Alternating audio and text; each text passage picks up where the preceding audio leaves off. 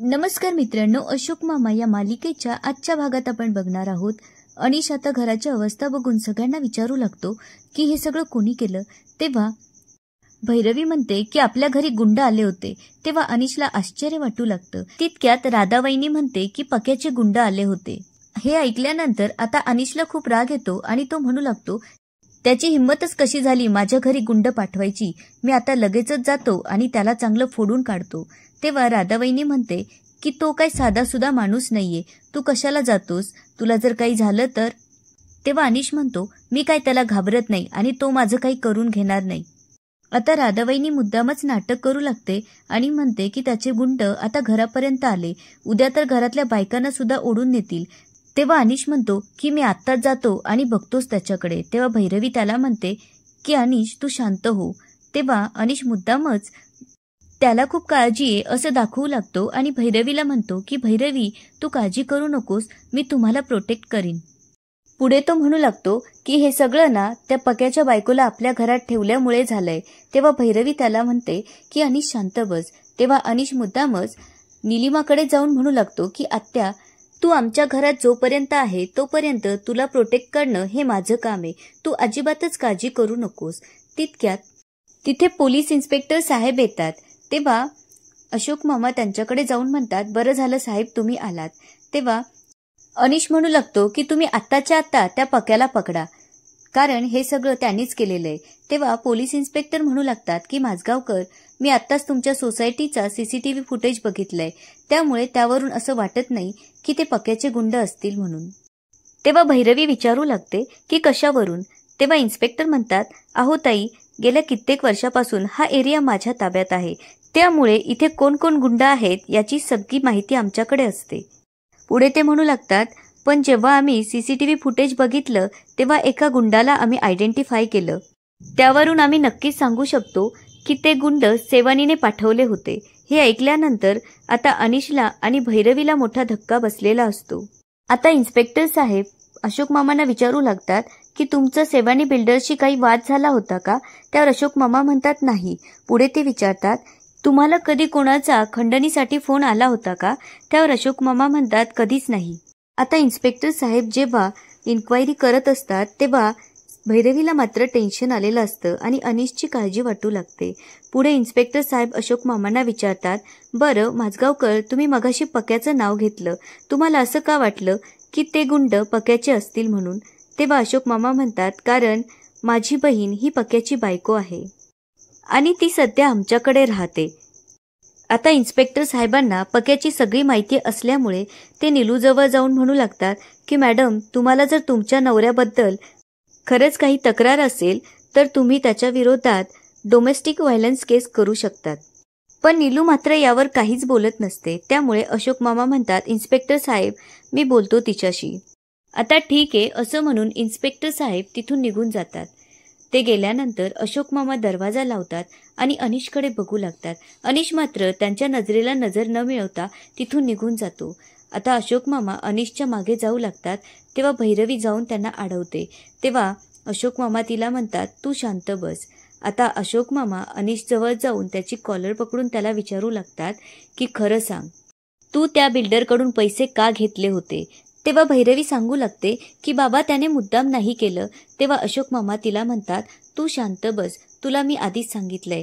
आता अनिश मुद्दाम नाटक करू लागतो आणि म्हणतो की मी चुकलो बाबा, मला खरंच काही समजलं नाही, पण मी त्याचे पैसे सगळे दिले. माझ्यावर कोणाचंही 1 रुपयाचं पण कर्ज नाहीये, माझ्यावर विश्वास ठेवा, नाहीतर तुम्ही भैरवीला सुद्धा विचारू शकतात.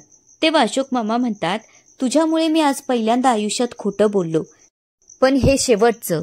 यानंतर मी तुझी आयुष्यात कधीही बाजू घेणार नाही. पुढे ते म्हणू लागतात, याची शिक्षा तुला नक्कीच मिळेल. आणि ते म्हणतात की इथून पुढे तू घराच्या बाहेर अजिबात निघायचं नाही. तेव्हा अनिश म्हणतो की मग मी घरात बसून काय करायचं. तेव्हा अशोक मामा म्हणतात की भैरवीच्या हाताखाली काम करायचं, ती सांगेल ते. आता इकडे अनिशला खूप टेन्शन आल्यामुळे तो संध्याकाळी जाऊन किशाभाऊ बरोबर दारू पिऊन येतो आणि त्याला म्हणू लागतो की माझ्या घरातले ना सगळे मूर्ख आहे, स्वतःला खूप शहाणे समजता, पण खरंच आज कळलं की सगळे वेडे आहेत, वेडे. तेव्हा किशाभाऊ विचारू लागतो की ते कसं. त्यावर तो म्हणतो, बाबांनी मला शिक्षा दिली तर काय, भैरवीच्या हाताखाली काम करायचं. अरे मला हेच तर हवं होतं. पुढे तो म्हणू लागतो, आता बघच तू मी काय करतो ते. आता इकडे पक्याची माणसं पळत येतात आणि पक्याला उठवू लागतात.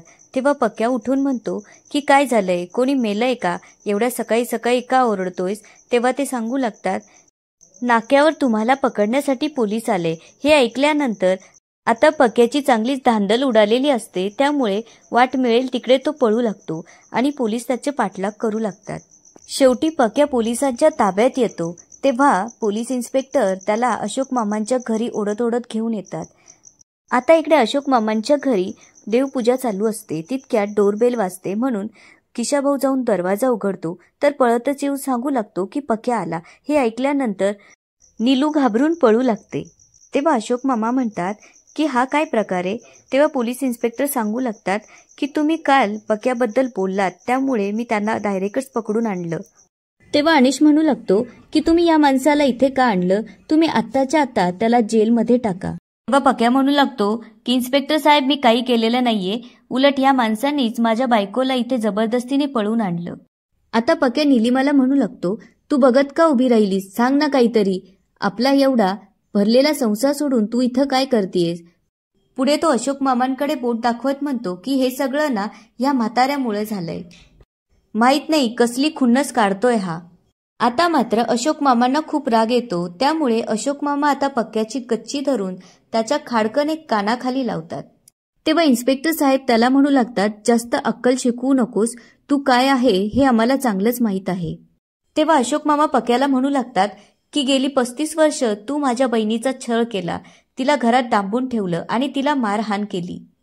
त्यावर पक्या म्हणू लागतो की इन्स्पेक्टर साहेब हा खोटं बोलतोय, माझ्याकडे खूप पैसा आहे, मी घरी एवढा पैसा कमवून आणतो. तेव्हा तो नीलूला म्हणतो, तुला मी कसली कमी केली का, दर महिन्याला साडी घेऊन देतो. तेव्हा इन्स्पेक्टर साहेब पक्याला म्हणू लागतात की तू काय धंदे करतोस हे आम्हाला चांगलं माहीत आहे, तू स्वतःला शेठ समजतोस का, तुझ्या नावावर 2 हाफ मर्डर आणि 18 खंडणींचे केसेस आहेत.